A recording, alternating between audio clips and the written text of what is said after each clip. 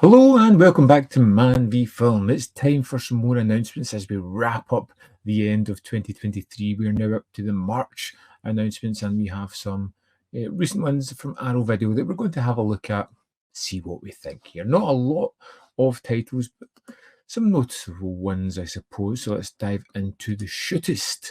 First up, John Bernard Brooks is the stuff of legend, a renowned shootist whose reputation looms large. But it's 1901, and like the Old West, John is dying, and a reputation like his draws trouble like an outhouse draws flies. As word spreads that the famous gunfighter is on his last legs, the vultures begin to gather. Old enemies, the marshal, newspaper men, an undertaker, all eager to see him dead. Other men might die quietly in bed or take their own lives, but G.B. Books will choose his executioner and face down death with a pistol in each hand.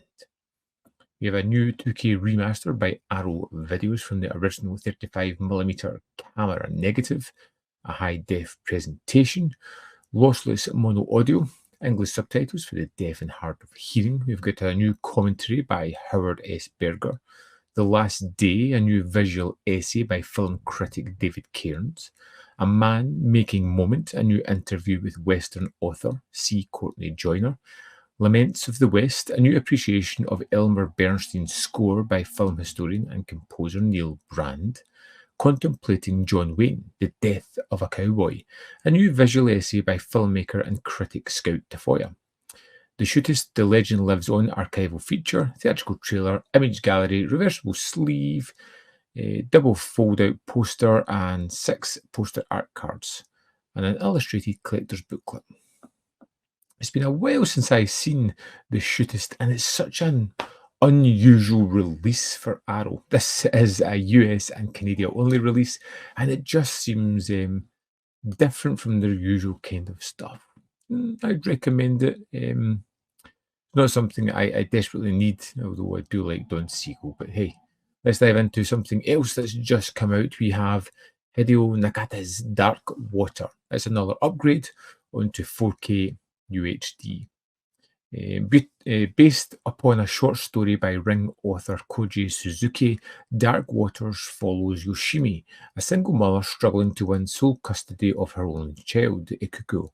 When they move to a new home within a dilapidated and long-forgotten apartment complex, Yoshimi begins to experience startling visions and unexplainable sounds, calling her mental well-being into question and endangering not only her custody of Ikuko, but perhaps their lives as well. You've got a 4K Blu-ray presentation, original lossless 5.1 audio, English subtitles, Ghosts, Rings and Water, interview with director Hideo Nakata, Family Terrors, interview with author Koji Suzuki, Visualizing Horror, interview with cinematographer Junichiro Hayashi, and archival interviews with actors Himoto Kurukui and Asami Mizukawa, and the theme song artist Shikao Suga. Original making of documentary, trailers and TV spots, reversible sleeve featuring original and newly committed artwork, illustrated booklet featuring writing on the film. I like this one. I have the Blu-ray. I don't really feel a need to upgrade this one as yet. And of course, you get a variation. You get the original artwork, which is only available on Arrow's website. And onto their big release of the month is The City of the Living Dead 4K. So we've been running through some of the Fulci 4Ks here. A medium has a mysterious vision of a priest hanging himself. A seemingly dead woman awakes screaming in her coffin, and in the sleepy New England town of Dunwich, a girl vomits up her intestines and a local misfit has a drill bit ploughed into his cranium. These hallucinogenic and often grotesque visions punctuate a skeletal storytelling of a reporter and a psychic who must race against time to prevent hordes of rotten corpses spewing forth from the gates of evil. We've got a restoration of a 4K scan by Arrow Films. You get a 4K Blu-ray representation. We have the 1.0 mono, 2.0 stereo, and 5.1 DTS audio. English and Italian soundtracks, optional English subtitles, audio commentary with Katrina McCall and journalist Jay Slater, commentary with star Giovanni Lombardo Radice and writer Callum Waddle, We Are the Apocalypse, interview with writer Dardano Sacchetti, Through Your Eyes, interview with Katrina McCall, Dust in the Wind, interview with cameraman Roberto Forges Davanzati, The Art of Dreaming, interview with production designer Massimo Geleng, Tales of Friendship, with interview with cinematographer Sergio Salvati, I Worked with a Zombie, interview with Giovanni Lombardo Radice, they call him Bombardone, interview with special effects artist Gino De Rossi, The Horror Family, interview with father and son actors Valentino and Luca Ventantini, Songs from Beyond, interview with composer Fabio Farisi, Carlo and the Living Dead, interview with Carlo Di Miaggio, Building Fulci's City, video appreciation by Stephen Thrower, Reflections of Fulci, appraisal of Fulci's Gothic period by actor and writer Andy Neyman, The Dead Are Alive, video essay by Kat Ellinger, Behind the Fear, behind the scenes 8mm footage, Gates of Hell alternative US theatrical opening, trailers, extensive image gallery, reversible sleeve, double-sided fold-out poster, 6 double-sided postcard-sized lobby cards, limited edition 60-page booklet. It's a standout release.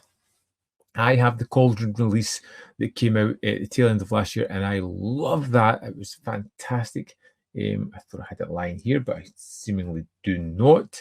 But that was a phenomenal release. I am very happy with that. So this isn't one that I would jump on. This feels like, we had the Arrow release. We had the Arrow limited edition, souped up Blu-ray.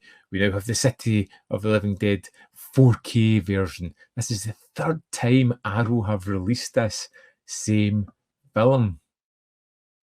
Just saying, So here we have the March 2024 releases. We have the Shootist, probably the one I'm most interested in because it's the only one I don't have as yet, but that's an Australian.